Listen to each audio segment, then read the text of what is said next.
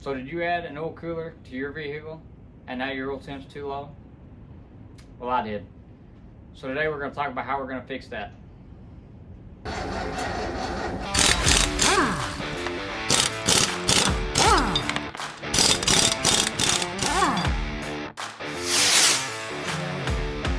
Alright, I installed an oil cooler on my truck. I do a lot of towing and I wanted to make sure my oil temp stayed good and cool. So I installed that cooler and I installed an oil temp gauge. After driving, I realized that my oil temp only gets up to about 130 degrees when at full operating temperature, which isn't hot enough. So I did a little research online, kind of figuring out what temps do I need to be at, and what I determined is about 180 degrees seems to be a pretty good place for oil temps, somewhere between 180 and 200.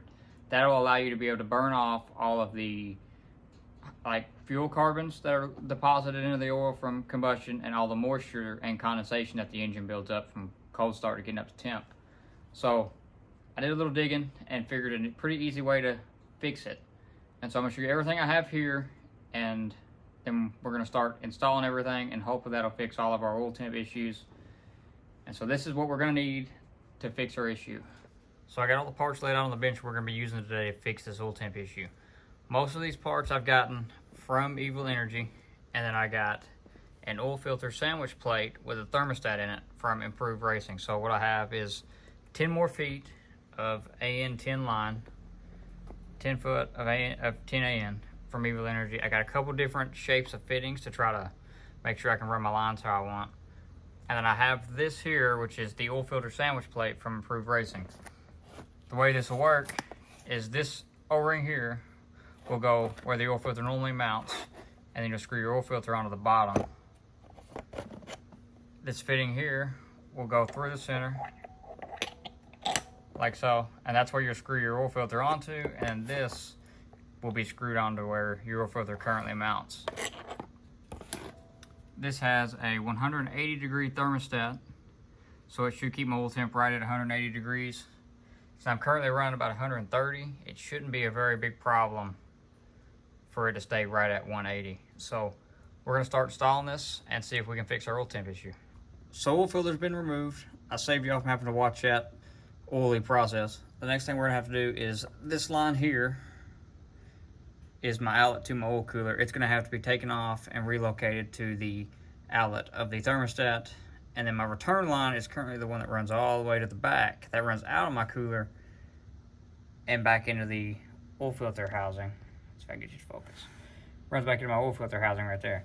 So that one's gonna be taken off and ran back to the thermostat. And I'm gonna have to make a new line that runs where my normal outlet is back to the engine. That way the thermostat will decide when oil flows to and from the cooler. When it's not open, it'll just flow in the filter and then back to the engine. So we're gonna get all these lines taken off and then try to get a better way of showing y'all how these lines work and how my flow is gonna be for this. So let's go ahead and get these lines off. So it's been a couple days. I ran into a couple different issues that we're gonna talk about here in a second, but I got all these lines off. They're taking off the oil filter bracket, and I got the lines off the cooler. I had to take my oil filter bracket off. I had to drill out my two previous stud rivets, put two new ones in, because my sandwich plate did not work as I planned. So let's talk about that. So the issues I ran into with this oil filter plate and the oil filter sandwich plate I got from Improved Racing was more my fault, but something for y'all to check before you order your stuff. So on their website, they have listed the diameter for the O-ring in which that oil filter sandwich plate will fit onto. I didn't quite read that well enough. So when I went to mount the sandwich plate onto this housing to test fit it, the O-ring actually fit inside of this groove here, which would not allow it to seal. But the customer service at Improved Racing was awesome. They helped me out and made it really simple for me to return that housing, or that sandwich plate, and now I have a new housing from Improved Racing. This one has the thermostat already installed in it, so this will take place of there. This is the bracket in which mounts it, and then it accepts larger bolts than what I was using to mount that housing. So there's the bolts that it takes, and if I can find them, these are the bolts that I was using previously to mount the Bull Boost Performance oil filter adapter housing that I had. So this will do the same functions as the sandwich plate would, but a little bit more compact, and not exactly the route I wanted to go, but it's gonna make my plumbing of all these lines a lot more simple. So shout out to Improved Racing, good deal with customer service and good quality products. Huge thumbs up here. So we're gonna get this mounted onto the truck. I've already got the rivets in, and then we're gonna start running some lines. This is the first fitting I'm gonna be putting in. This is gonna be going towards the return for my oil cooler. I'm gonna put the fittings into this housing one at a time. So I'll put one fitting on, and then a line, and then a next fitting and a line. It makes it a lot easier getting the wrenches in there and everything to tighten them up. This is how I'm sealing my lines up. I'll take a little bit of wheel bearing grease and put on that O-ring, and then a couple wraps of the yellow thread tape. I don't know if the thread tape's really needed or not, but I go ahead and put it on there just for peace of mind. I make sure it's not anywhere in the bevel or anywhere that's going to interfere with any of the oil flowing through it. I don't want to get that caught in my cooler. So we're going to get this fitting in. And bam, just like that, that fitting's in. Next thing we're going to do, we're going to get this first line made. I'm going to show you how to do that.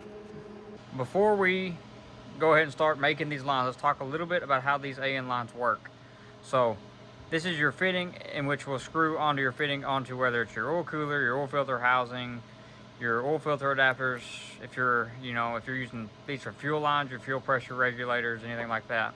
The lines that I'm using are PTFE, so they're a little bit different than the standard rubber ones. These have a ferrule in which goes on them because they're plastic lines. So you push this onto the line, and it fits inside of here because this inside is a cone, and that is what will tighten these lines onto this nipple here. So you'll cut your line, you're going to slide this over your steel braid, you'll then take this ferrule and put it between the steel braid and the PTFE hose, and you want to make sure it's all the way flush against the lip on the inside of it. There's a flat lip on there, and you want the hose all the way flush against that, and then you'll push your hose on until it's flush, and you'll tighten that up, and that is what will hold your line in place. So now let's show you how I go about measuring my lines. So the first line I'm going to be doing is my oil cooler outlet, because it's going to be the easiest one for me to get to. So I have my line made. The first thing I do is I put the first fitting on one end and go ahead and get it where I want it, and then I'll just route my hose kind of along where I would like to have it. Then it runs down to my cooler underneath, and which is actually pretty able to see from the bumper. So you can see I go ahead and put my fitting on. So my filter's on my housing with the nipple out, with the flare and everything off, and the ferrule off. What I'll then do is take my line, kind of route it how I want it. It's hard to do, not having a whole lot of light. And I will set it, route it how I want to, and then I'll mark it at the end of the threads. So I'll set my line there, and I'll put me a little mark with a Sharpie or something, and that'll give me my mark for my length of my line. What I do is I set that hose flush with there and mark it. I mark it with the threads right at the very end, because that's where the hose will stop. And then we'll tape it up and then cut it with the die grinder. So give me just a second. I'm going to mark it, and then we're going to get it pulled out, and I'm going to show you how to cut it and install the flare. Hose is marked, and I got it taped up. The reason you tape it is so you keep from doing this right here. This is a different hose. This is it's my return from the filter housing to the engine, but it's a little easier for me to show you because it's such a smaller hose. I'm not holding it with my hands. I can put it in the vise. They do have jaws for these vices for these fittings and stuff. I left mine at work, so it's not doing me a whole lot of good. But you tape it up so you don't get this big flare of wire. You gotta be real careful with these because they'll check your blood sugar in a hurry. So we're gonna cut this, and then I'll show you how to put the fitting on it.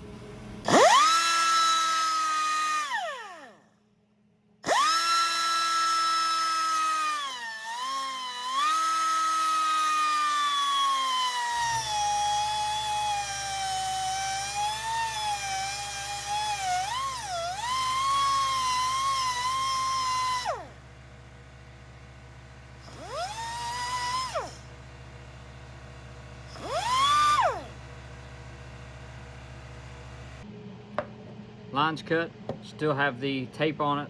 We got our 3 parts of our fitting here. We're gonna show you how to get this fitting together. Remember to be careful with all these steel braids because they'll get you. Turns out I'm not cold-blooded after all. But this fitting here goes on first. Leave your tape on. It helps hold all these steel cords in for the steel braiding. This one is a little bit of a pain to get in. This is my 3rd take on this trying to get this in. So these fittings, the straights, are a little tighter than my 90 degrees. It's also a different brand than what I've been using. I've been using a lot of Evil Energy parts, and these are not Evil Energy. So trying to get it in without folding them all backwards.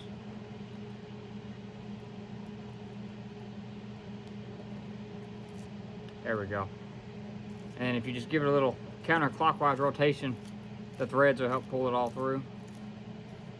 Hopefully I didn't pull the steel back too far trying to get all that in there. And be careful as it comes through because it will poke your fingers. Just like that. I've made quite a few of these lines now, and no matter how many I make, I still get my fingers. So just be mindful, be careful. Once you get your outer fitting on, slide it back, get it out of the way,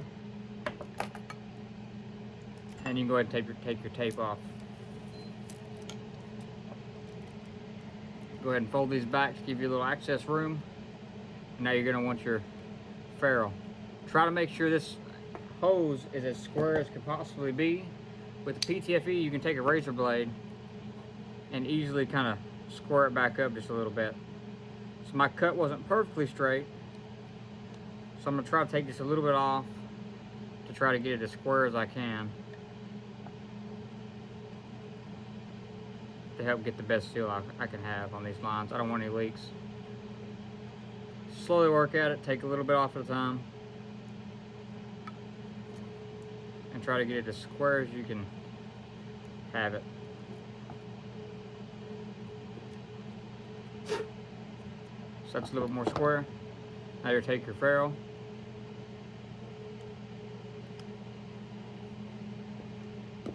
and work it on over your PTFE. And you can push it all the way on. If you can't push it all the way until the hose sets flush with the lip, you can take a little rubber mallet, give it a smack. Now for other fitting. These can be a little difficult to get in, so what I find is push and twist, and they'll pop in. If they don't, and they only want to go about halfway, you can pull it out and just try it a couple times, and it'll expand that PTFE to help you get it in. Now you want to take your other fitting we slid on first and slide it up. My steels are actually a little long, so before I put this all around, I'm going to trim these back a little bit with a pair of side cut pliers. Just the ones that are wanting to be a little too long. Kind of look at my area here. We'll just trim some of these back.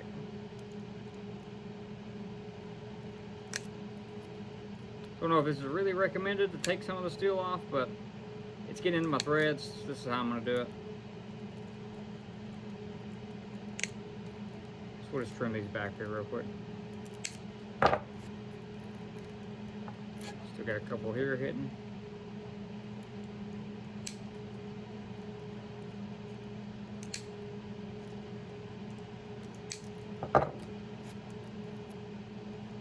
And now there's not any sticking out of our thread. So now we can start to thread this on. It's easier to do it this way.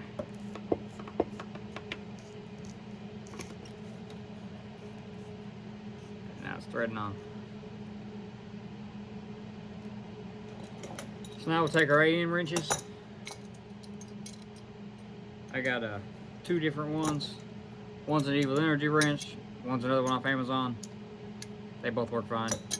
This one I used as a hammer though to hit my dipstick tube in, so it's a little marred up.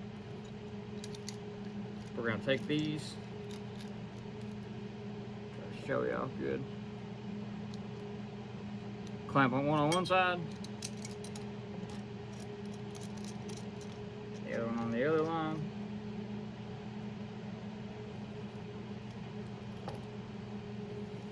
And then and you just want to tighten it up till it's flush.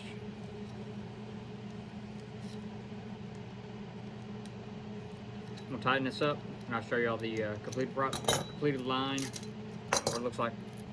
So here's our completed line. Runs out of the cooler to here. Cool thing about these AN lines is they have swivel fittings, so you don't have to worry about where this is angled once you tighten it up, because it will swivel.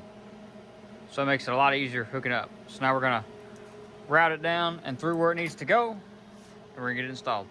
So I got my last line made. The line that I made with y'all on camera is just outer here. This is my return from the filter housing back to the block. I went ahead and made the inlet. So the inlet and outlets are made, and they both go into the thermostat. The thermostat housing will bypass my old cooler lines until I get up to temp, so it just circulates through the filter and then back to the engine. Once it gets to 180 and the thermostat opens, it'll then come out this line, which is the outlet to the cooler. It'll run along and then up to the cooler, and then this is my return for the cooler. So now that we got all these lines made, I'm gonna go ahead and crank this truck over and check for any leaks before I start it. So let's crank it over and then we'll check for some leaks.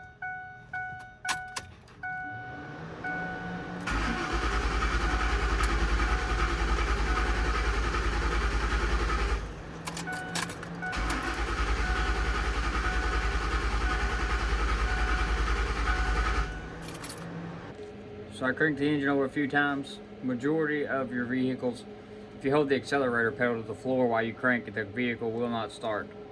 So I cranked it over, and now I'm just looking over all the lines, all the fittings, and everything, make sure we don't have any leaks. I don't see any leaks on all the lines that we made and everything we installed, so we're good to start it.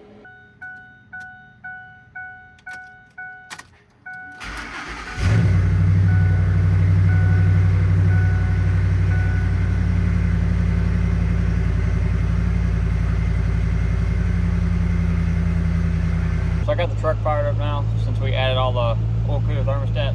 I'm gonna let it idle until it gets up to temp. I gotta make sure the oil temp gets to about 180, and then I gotta check the cooler lines for any leaks, because they don't get any flow until the thermostat opens. So we'll let this truck run a while and see if we can get the oil up to temp and check for leaks. So I've had the truck run a while, and I went and drove it. Our oil temp is now sitting right at 180, 175-ish. It was at 180 earlier when I got back to driving it. So good on temps now. I've checked the lines for leakage. Didn't have any lines leaking. So yep, thanks for watching today's video, and like, comment, subscribe. Anything else you want to see, just let me know. I did put some electric cooling fans on this truck, so if y'all are interested in that, I'll make a video on it. So thanks for watching.